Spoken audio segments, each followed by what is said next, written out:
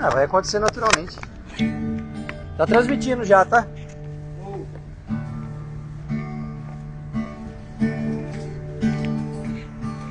O nosso irmão...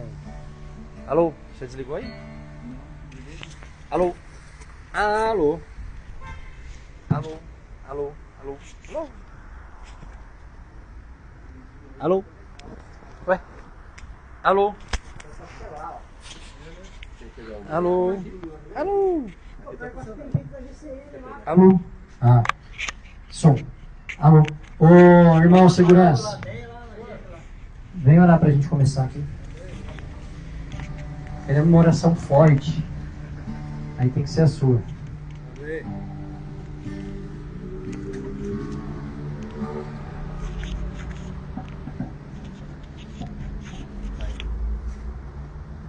Vamos nos colocar diante de Deus, né, nos santificar, nos prostrar diante do nosso Pai.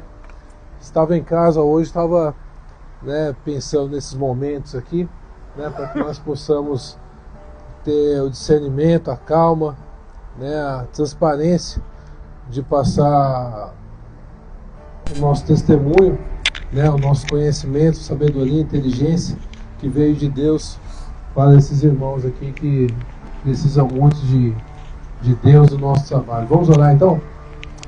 Senhor Deus, ó Pai querido, mais uma vez na Tua presença, nós queremos Te agradecer, ó Pai, por esses momentos, pela oportunidade de estarmos aqui, ó Deus, trazendo esse trabalho, trazendo esta palavra, esta mensagem a essas pessoas que precisam, ó Pai, do Senhor, precisam conhecer cada vez mais e mais o Senhor, ó Pai.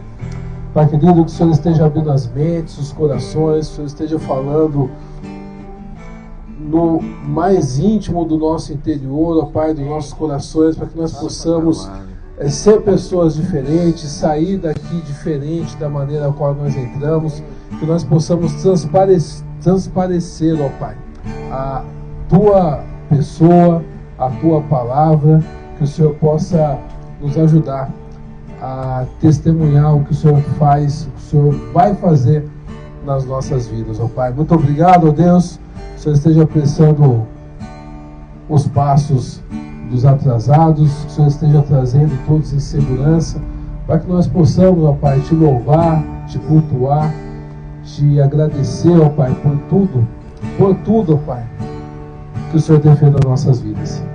Abençoe a palavra, que o Senhor esteja recebendo os nossos louvores, que o Senhor esteja recebendo a nossa oração, ó Pai. É o que eu Te oro, o que eu Te peço, em nome do Teu Filho amado Jesus. Amém. Amém. Amém. Se você puder, fique em pé para a gente louvar a Deus.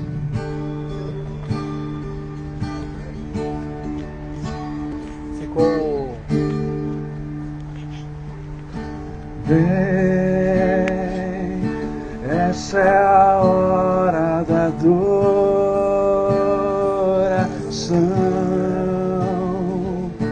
Vem, dar a Ele teu coração. Vem, assim como estás para adorar.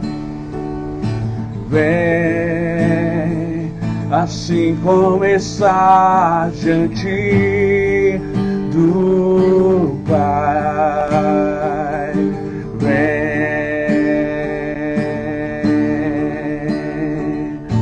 toda língua confessará ao Senhor, todo joelho se dobrará, mas aquele que a Ti escolher, o tesouro maior terá.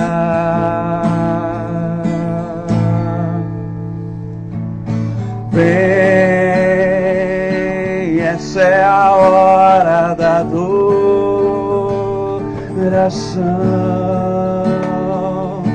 Vem, dar a Ele teu coração.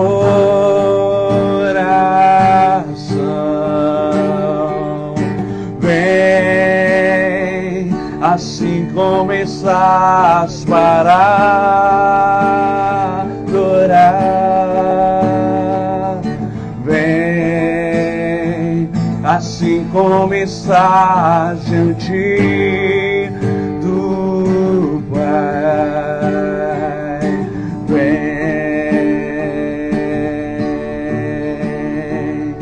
toda língua confessará o Senhor, todo joelho se dobrará, mas aquele que a ti escolher o tesouro maior terá.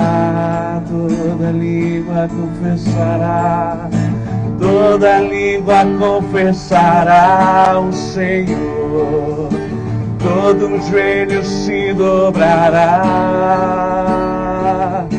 mas aquele que a ti escolher o tesouro maior terá. Vem, essa é a hora, vem, assim como estás, vem.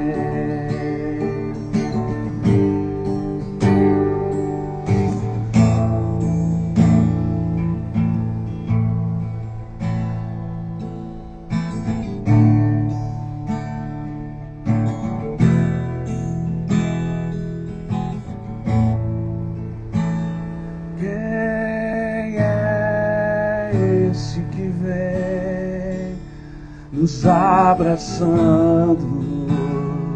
Quem é esse que vem nos constrangendo com o olhar? Ele é tão sábio, ensina em amor. Ele é tão manso, cuida dos corações. Quem é esse que vem nos abraçando?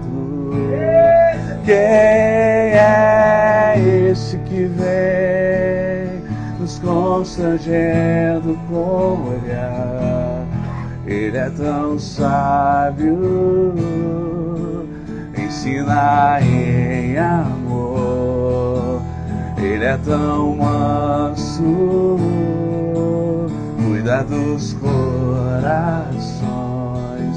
Ele entrou em casa, ele está na mesa, ele nos observa, sabe que o esperamos, e ao partir do pão os nossos olhos se abrem e reconhecemos quem tu és.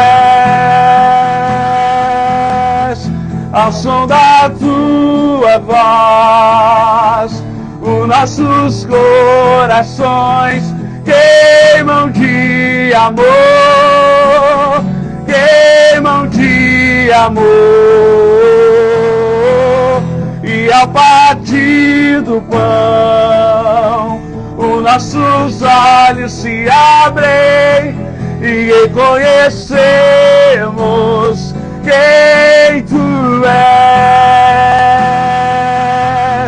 Ao som da tua voz, os nossos corações queimam de amor, queimam de amor.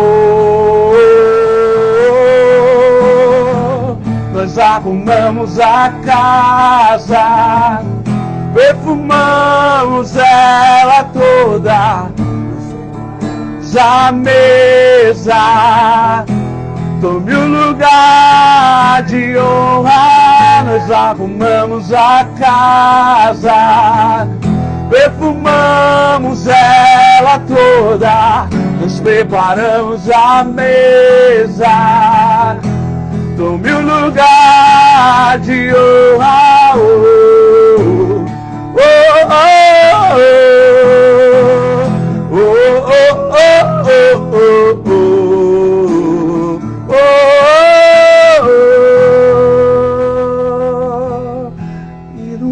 partir do pão, os nossos olhos se abrem e reconhecemos quem Tu és.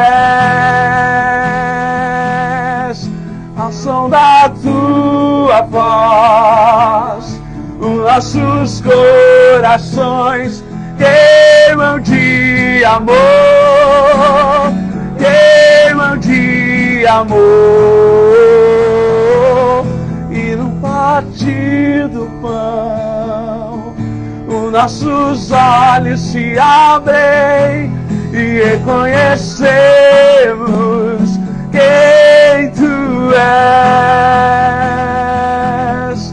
Ao som da Tua voz, nossos corações queimam de amor, queimam de amor. Aleluia, Senhor, nós Te adoramos, Pai. Aleluia. Aleluia. Espírito e verdade, Te adoramos, Te adoramos em Espírito, em verdade, Te adoramos, Te adoramos, Rei dos Reis e Senhor, Te entregamos nosso viver, Rei dos Reis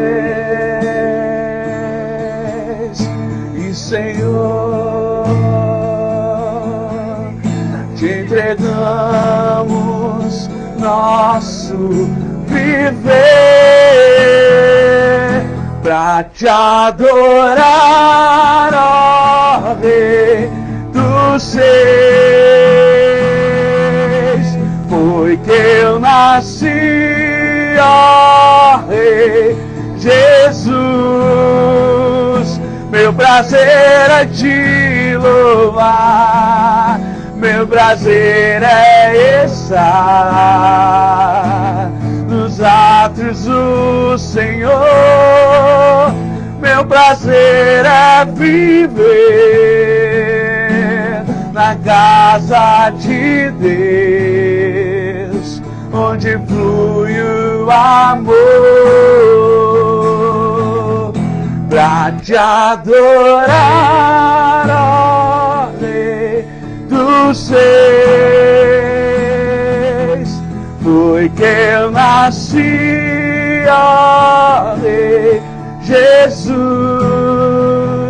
Meu prazer é Te louvar, meu prazer é estar nos átrios do Senhor.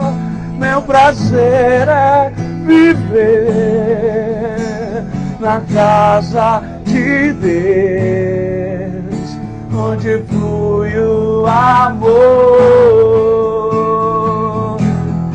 a honra, a glória, a força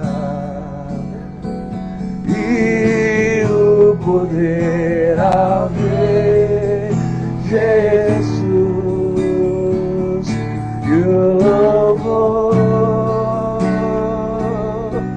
ao Rei Jesus, a honra,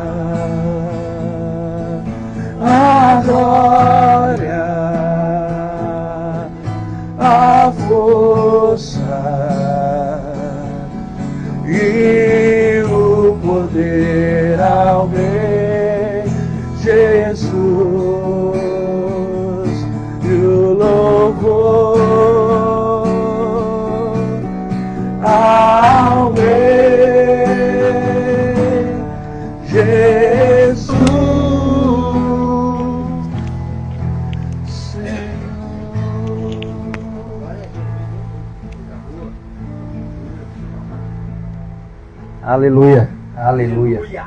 Pode sentar, irmão. A gente está sem energia elétrica hoje. Mas não é desculpa para a gente não fazer a nossa reunião, né, irmão? Nenhuma. Hoje eu queria trazer uma palavra para vocês. Talvez, preste atenção nisso, porque é importante você entender. Talvez eu nunca tenha trazido aqui uma palavra tão teológica. Se é que existe essa expressão. Geralmente as palavras que eu trago aqui são palavras de exortação. Talvez essa seja uma palavra um pouco mais de ensino. Mas é algo que está no meu coração e vocês vão entender o porquê. Um dos principais apóstolos da Bíblia, escreveu grande parte do Novo Testamento, é o apóstolo Paulo. Você conhece ele, não? Conhece? Quem conhece o apóstolo Paulo aqui?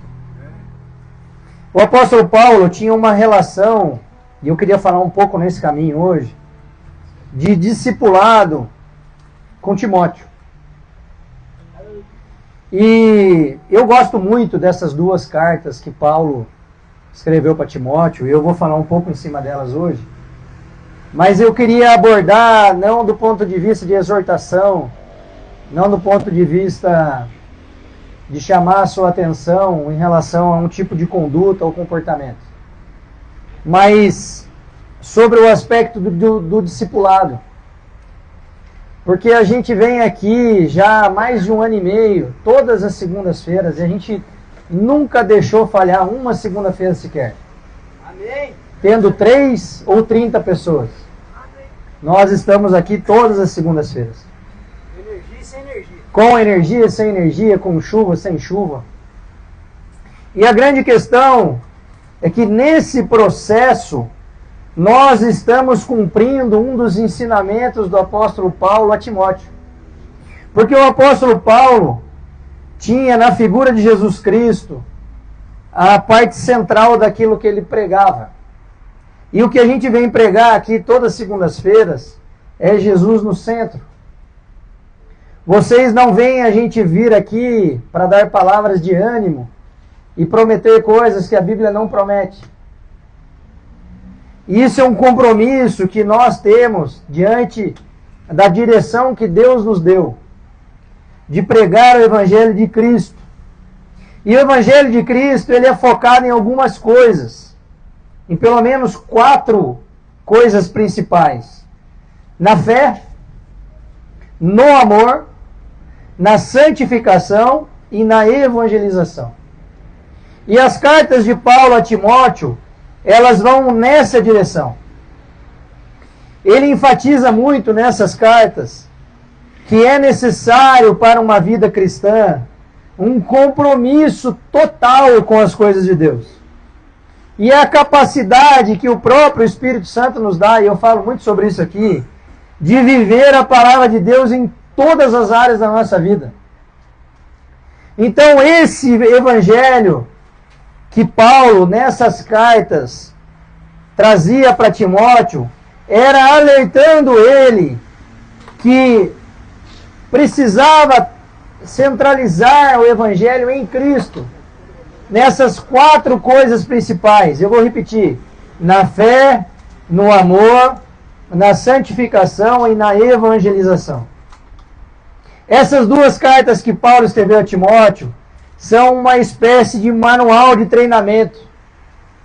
Eu não sei se você sabe, mas a Bíblia é um grande manual para a nossa vida.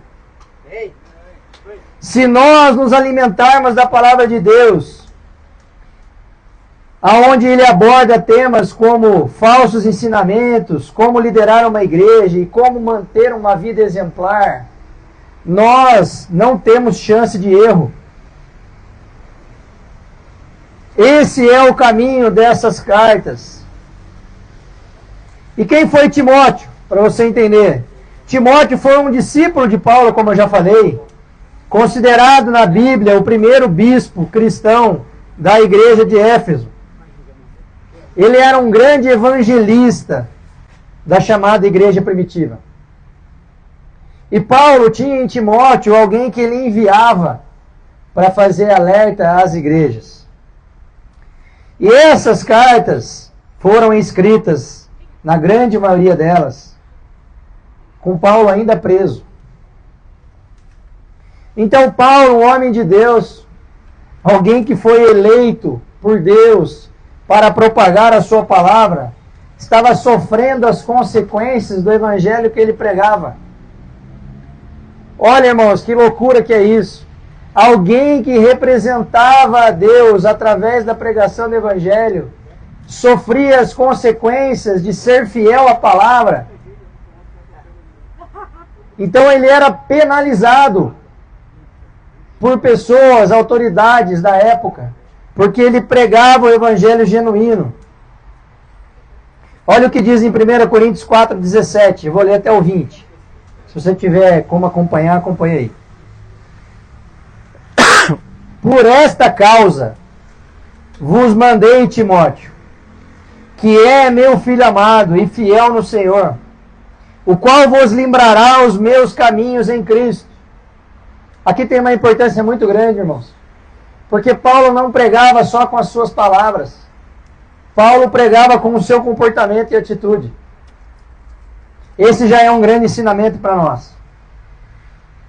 Como por toda parte ensina em cada igreja, mas alguns andam ensoberbecidos, como se eu não houvesse de ir ter convosco. Mas em breve irei ter convosco, se o Senhor quiser. E então conhecerei não as palavras dos que andam ensoberbecidos, mas o poder. Ele estava fazendo um alerta aqui, irmãos, que o reino de Deus não consiste em palavras, mas em poder. Não tem amém, Anderson?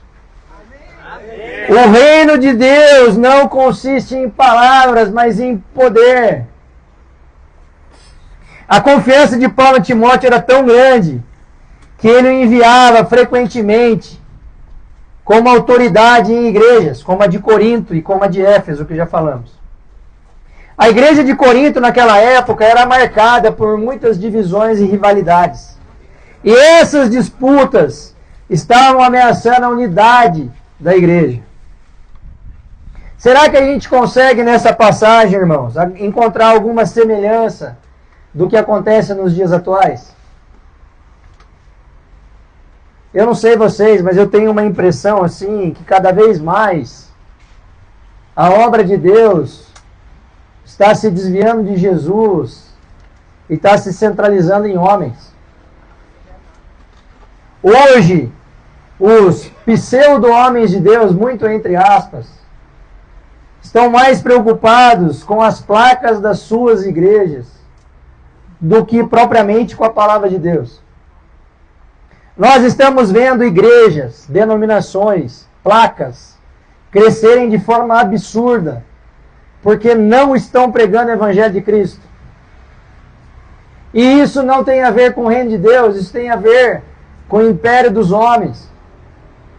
E nós precisamos, e é o caminho do que eu quero falar para vocês hoje, estar atentos com o que a gente está ouvindo, com o que a gente está se alimentando. Quando o Espírito Santo me visitou na minha casa e mandou a gente ir para a rua, que é esse formato que vocês estão vendo hoje acontecer, ele deixou claro que era para ser algo interdenominacional. O que significa isso? Não era para ter o apadrinhamento de uma placa de igreja. Porque ele queria fazer algo para somar vários ministérios. E sabe o que aconteceu nesse movimento todo? Hoje, nós temos ao menos 8 ministérios envolvidos no que a gente está fazendo. Aleluia! Então é um cumprimento de promessa. E o que é importante vocês saberem? Naquela época, essas divisões, elas não eram por conta de doutrinas fundamentais. As igrejas não estavam brigando entre si, porque elas estavam preocupadas com o objetivo principal do Evangelho, que era pregar a Cristo. Mas elas estavam preocupadas em relação às suas preferências pessoais e à exaltação indevida de líderes espirituais. Era uma guerra de ego. Era uma guerra de poder entre eles. E Paulo identificava isso, mandando nessa carta para Timóteo esse alerta. Falando, olha, na igreja de Corinto está sobrando orgulho e está faltando maturidade espiritual. Orgulho, excesso de orgulho e falta de maturidade espiritual dos seus membros. Paulo repreendeu nessa carta a arrogância dos coríntios e os convidou a imitar o seu exemplo de humildade e sofrimento pelo Evangelho. Ei, presta atenção nisso. Nós somos chamados por Deus para sofrer pelo Evangelho de Cristo. Aleluia. Nós não somos chamados por Deus para conquistar e ter vitórias. Quem prometeu na Bíblia, se prostrares diante de mim, te darei tudo o que você quiser, não foi Deus, foi o diabo. Não é errado pensar em bênçãos, irmãos. Deus, como Pai amoroso, Ele quer nos dar coisas, porque Ele é Pai que ama. Se nós que somos maus, como diz a sua palavra, damos boas coisas aos nossos filhos, quanto mais Deus, que é um Pai exemplar. Não tem como a gente pedir algo bom para Deus, Ele nos dá uma cobra, um escorpião. Mas antes de nos dar coisas, nos abençoar com coisas, Ele quer que a gente seja forjado à imagem e semelhança de Jesus. O plano de Deus, o plano da salvação, o plano de redenção da humanidade, era para um motivo só. Para que a gente pudesse atingir a estatura de Cristo. Esse é o plano de Deus para nós.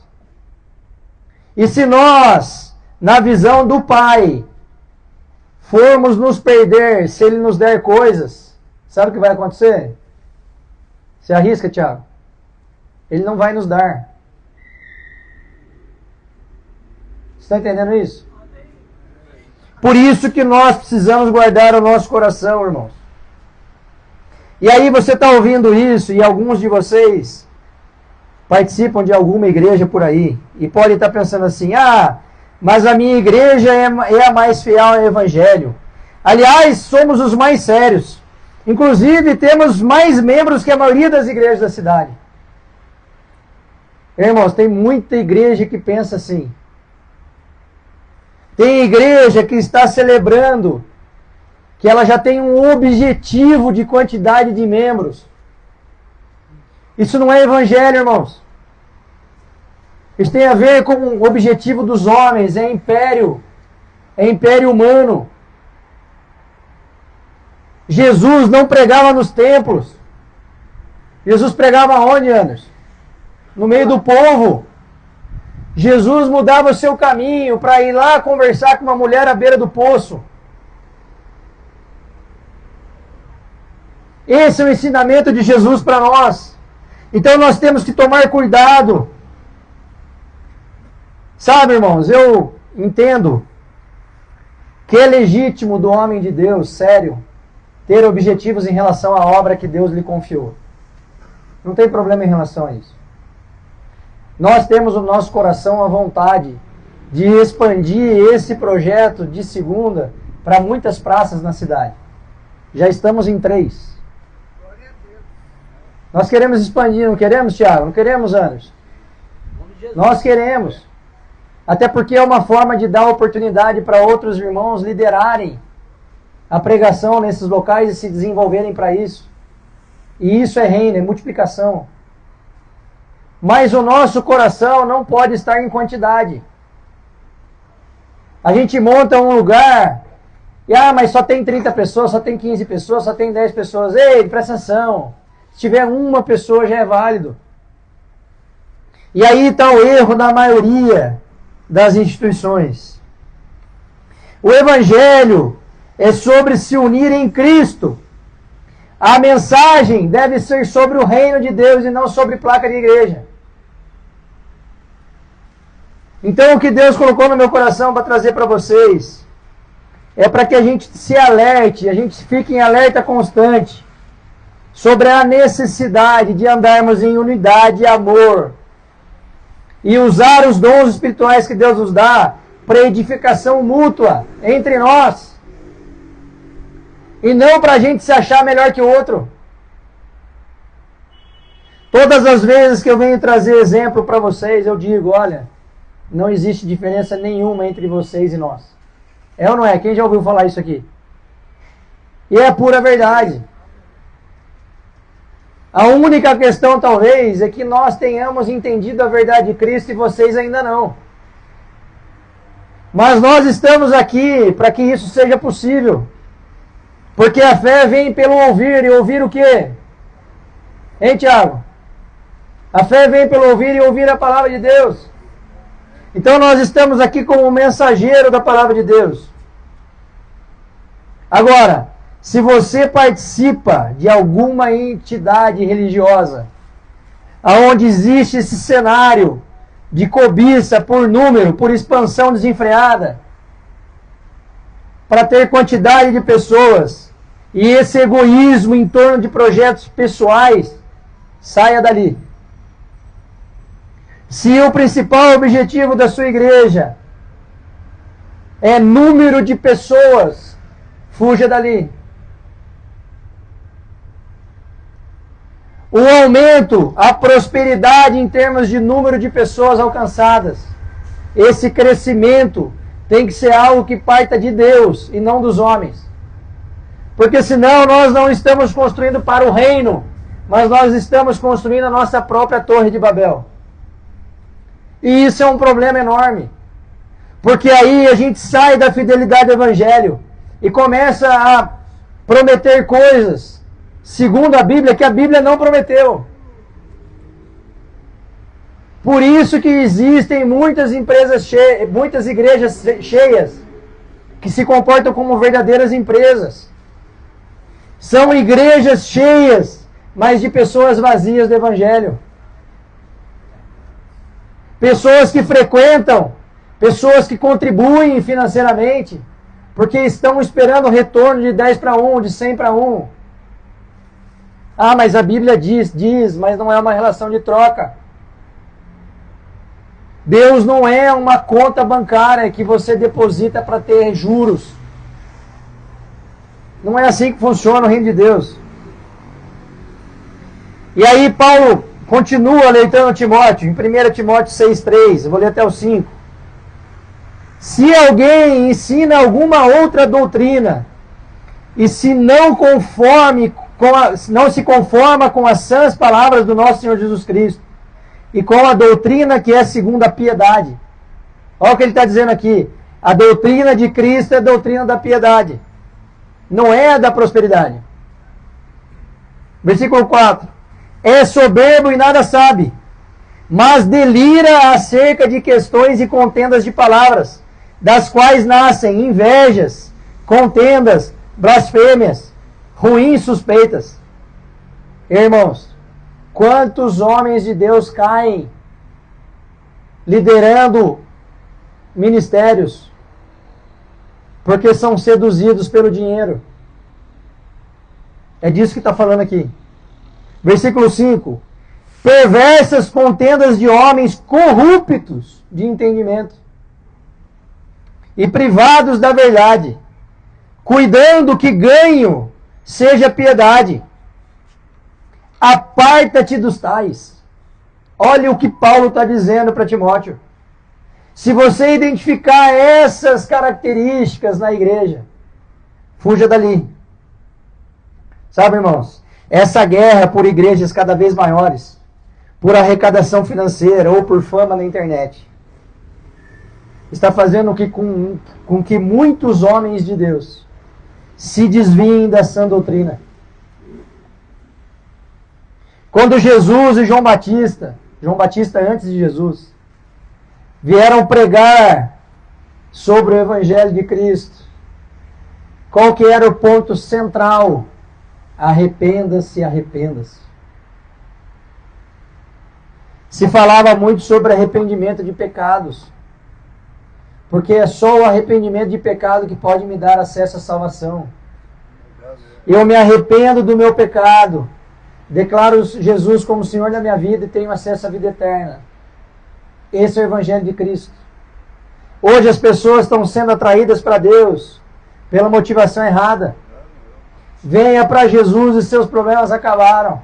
Venha para Jesus e você vai ganhar mais dinheiro. Venha para Jesus e você vai prosperar. Venha para Jesus e você vai ganhar um carro novo, irmãos. Deus não está nem aí para o carro que você usa. O que Ele quer é que você seja cada vez mais parecido com Jesus. E aí nós precisamos nos cuidar. E é a sequência da carta de Paulo a Timóteo. Porque existem cada vez mais falsos mestres, falsos profetas. Mas tem um motivo para isso. Existem muitas falsas ovelhas. Essa é a hora que você fala, ai, aleluia, Anderson. Aleluia. Existem muitas falsas ovelhas.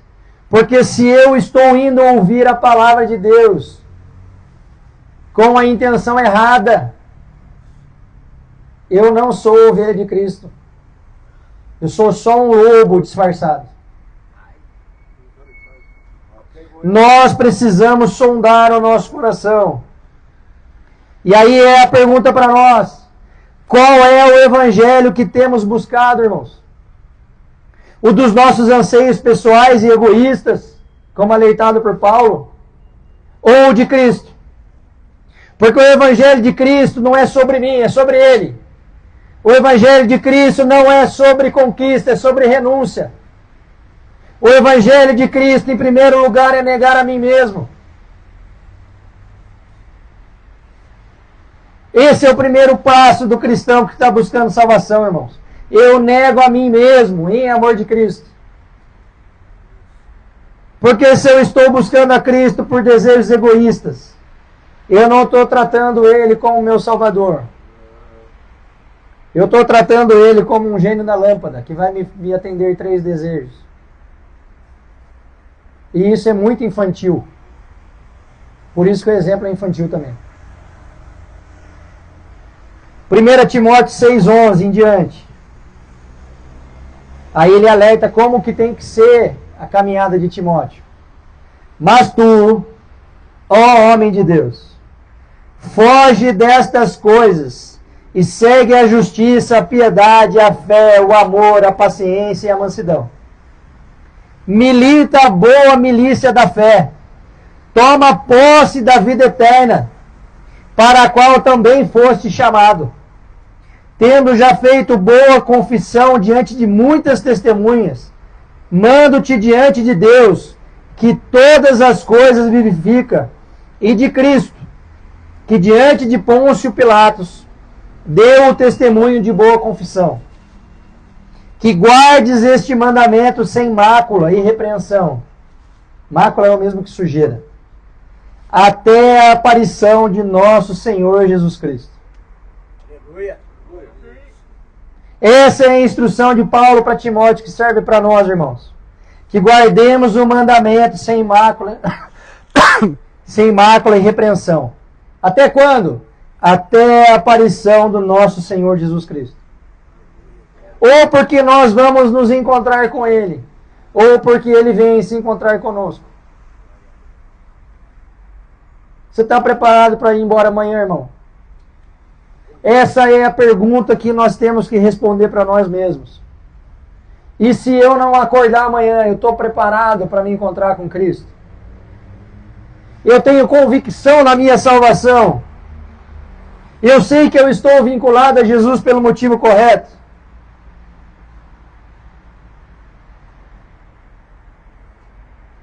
E aí, nem sempre é legal pregar esse evangelho, o evangelho verdadeiro. Porque fica esse clima de temor. Dá para sentir, não dá? Aleluia. Não está um clima de temor aqui? Não é esse clima? Por quê?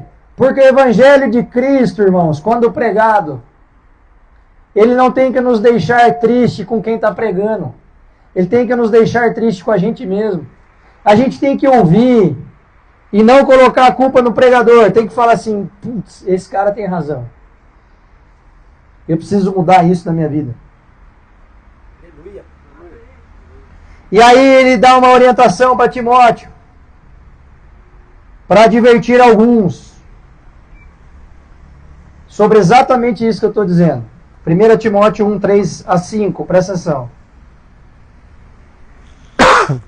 Como te roguei, quando parti para a Macedônia, que ficasses em Éfeso, para advertires a alguns que não ensinem outra doutrina, nem se deem a fábulas ou a genealogias intermináveis, que mais produzem questões do que edificação de Deus, que consiste na fé. Assim o faço agora. Ora, o fim do mandamento é o amor de coração puro, e de uma boa consciência e de uma fé não fingida. Qual é a fórmula, irmão, para estarmos vinculados a Jesus da maneira correta? A amar o próximo como a nós mesmos, com um coração puro, com uma consciência tranquila da nossa posição em Cristo e de uma fé firmada na convicção daquele que pode nos salvar. Nós precisamos ter uma fé não fingida, irmãos. E aí, esse alerta de Paulo a Timóteo é um lembrete importante para a igreja sobre pureza da doutrina, pregar o verdadeiro evangelho, ensinar a verdade, tendo Jesus no centro, sem ficar inventando moda, e promover a unidade. Não é porque aquele ministério não é o meu ministério que eu tenho que falar que ele é pior do que eu, que ele é pior do que o meu. Não, irmãos. A obra de Deus, desde que fundamentada nesses 4 pilares que eu já falei, ela é válida independente de qualquer placa de igreja. A fé em Jesus e em suas obras, meus irmãos, é o mais importante. Mas nós também precisamos estar alertas, como assim alertou Paulo a Timóteo, para sabermos onde frequentamos e o que estamos escutando. E isso é um confronto para nós. Porque nós irmos em uma igreja com uma boa estrutura, uma boa música, uma boa produção audiovisual, mas que não tem Cristo no centro, que não faz o que Cristo mandou, que é cuidar do pobre, do órfão e da viúva, esse evangelho, irmão, está morto. O fim dessa igreja está morto. E aí nós precisamos nos perguntar, aonde eu frequento, há fidelidade às Escrituras? Existe cumprimento fiel à sã doutrina? E aí como que eu posso avaliar isso? Só se eu conhecer a Bíblia, irmão. Eu preciso estudar a Bíblia para saber se aquele cara no microfone está falando para mim a verdade ou não. Se eu não estudar a Bíblia, eu não posso discernir isso. E aí a gente precisa perguntar, o evangelho pregado aonde eu frequento é genuíno? Ele me exorta e me repreende? Ou ele só afaga o meu ego?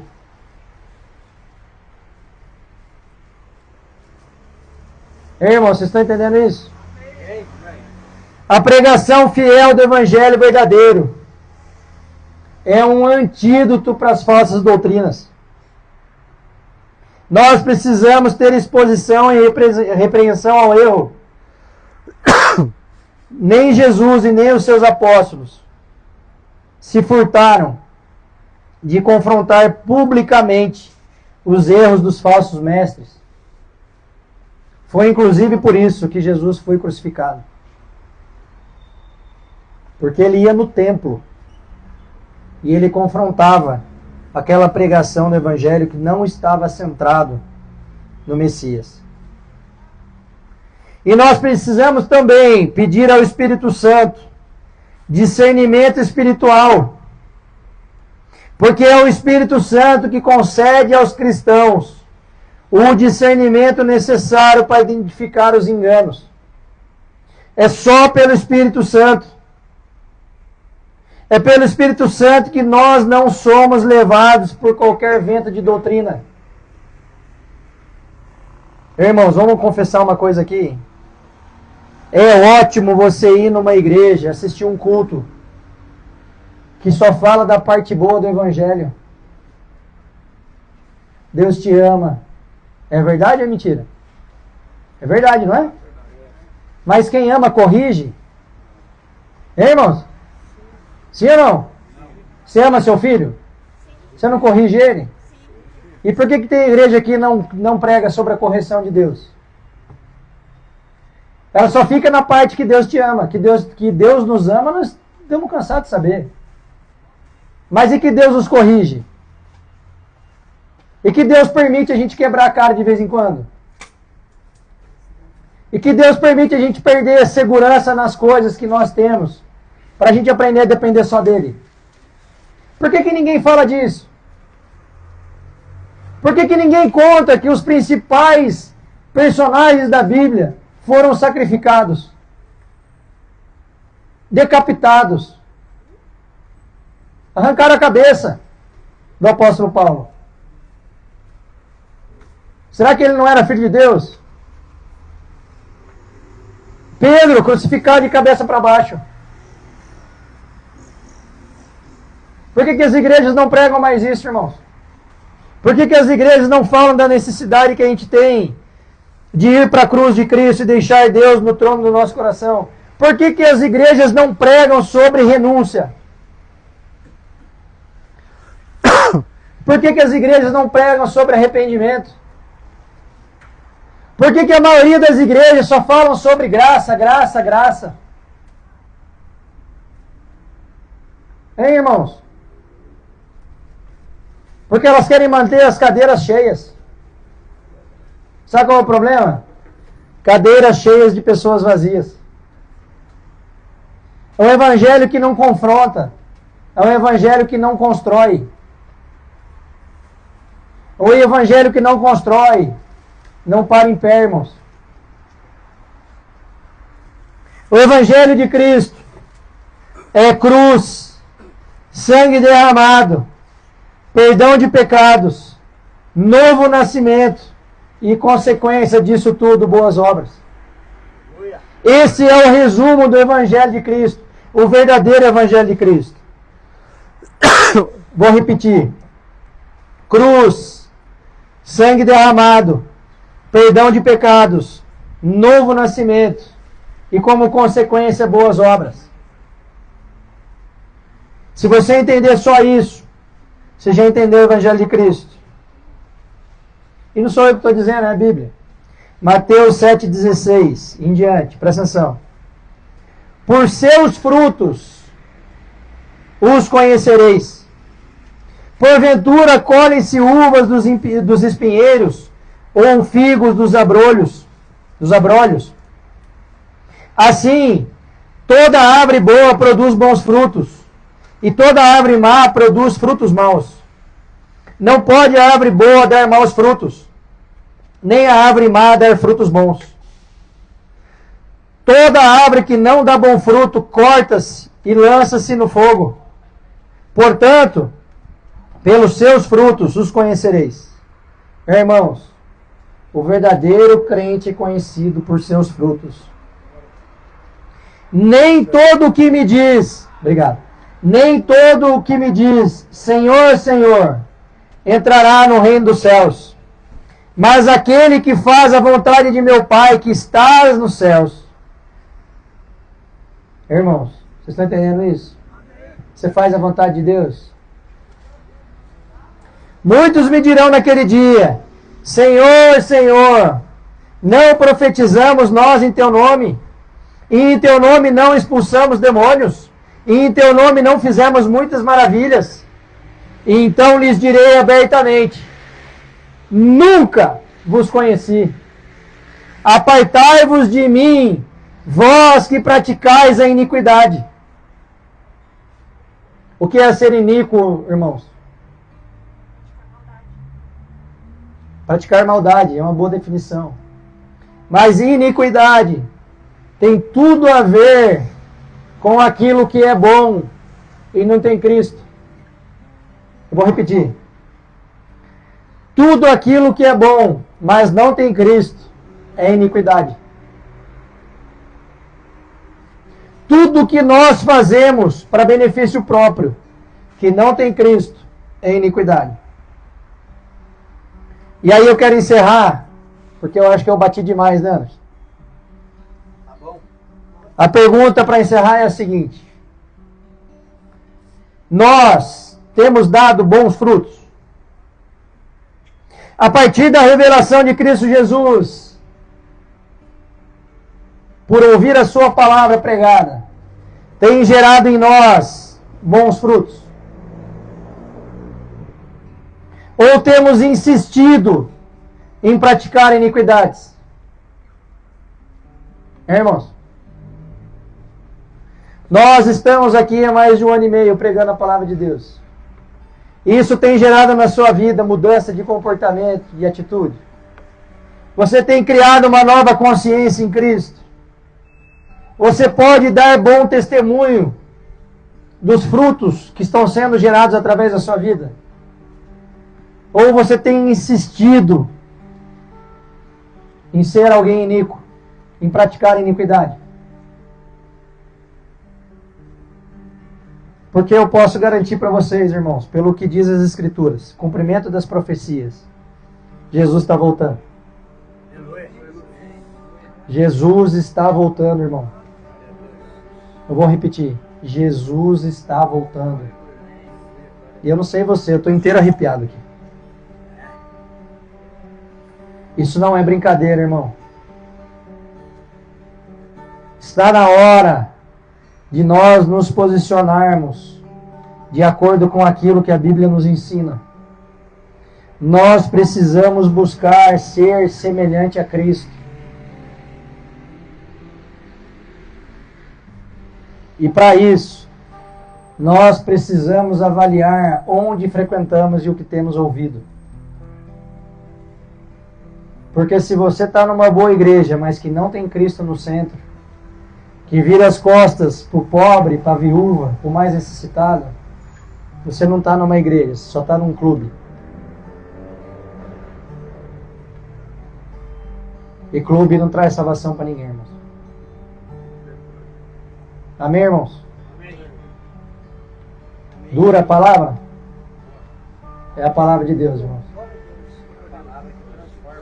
Essa é a palavra de Deus, que nos confronta, que nos faz refletir, que faz com que a gente saia daqui pensativo. Aquilo que eu preciso melhorar. Não porque eu estou preocupado com a minha salvação, não. Porque se eu crio em Jesus como meu Salvador, eu já estou salvo. Mas se eu estou salvo, é uma característica de quem está salvo andar como Jesus andou. Não existe a menor chance, irmão, de você ser salvo, estar salvo e praticar as obras do diabo. Quem está salvo manifesta boas obras para a glória do Pai. Não tem meio termo, irmão. Ou estou em Jesus ou estou no diabo. Ou eu manifesto boas obras para a glória do Pai, ou eu manifesto as obras do diabo. E se você está em cima do muro, saiba que em cima do muro é do diabo.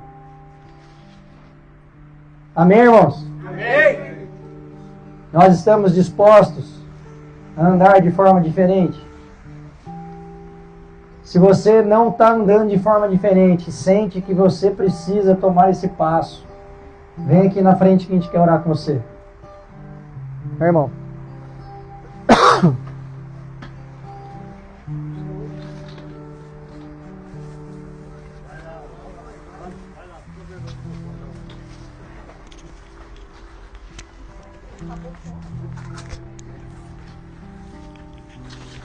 Paulada, né?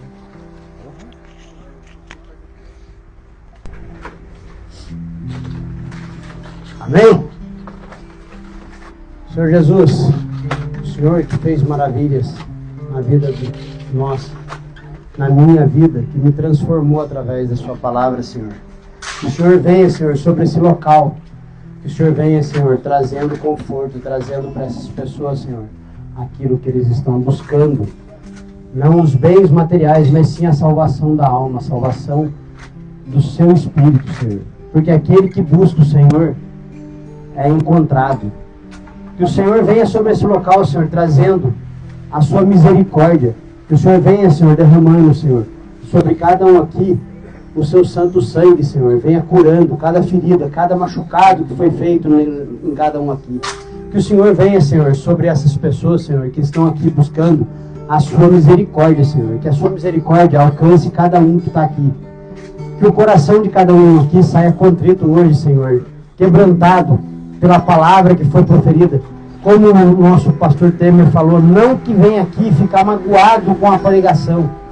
Não que venha aqui, Senhor, ficar ofendido porque teve uma pregação onde teve uma exortação sobre a condição de cada um. Mas que cada um venha aqui para buscar a identidade com Jesus, Senhor. Que venha aqui, Senhor, venha ser aquele que vai ser a obra perfeita do Senhor aqui na terra, Senhor. Então que o Senhor venha, Senhor, sobre a vida de cada um aqui, trazendo, Senhor, o consolo, trazendo, Senhor, a cura, trazendo, Senhor, o bálsamo para que cada um aqui tenha refrigerado a sua alma e o seu espírito, Senhor.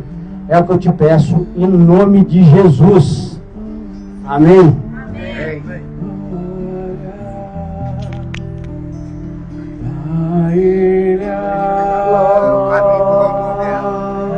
Como é que é o nome, senhor? Marcão.